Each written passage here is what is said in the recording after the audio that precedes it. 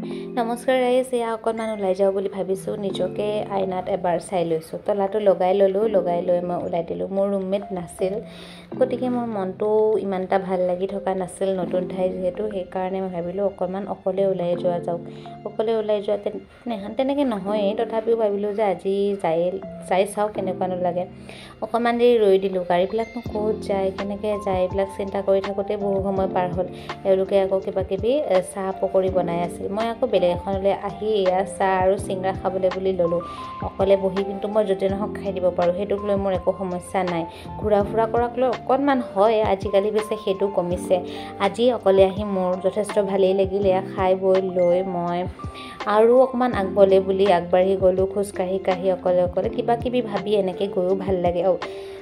ঘৰৰ পৰা কৈয়ে থাকে যে নিজে অকলে চলিবলৈ শিকিবি। আজিকালি অৱশ্যে অকণমান অভ্যাস হৈছে। মনটো কেতিয়াবা বেয়াও লাগে, কাৰণ মুখখন চলিব নাপায় যে।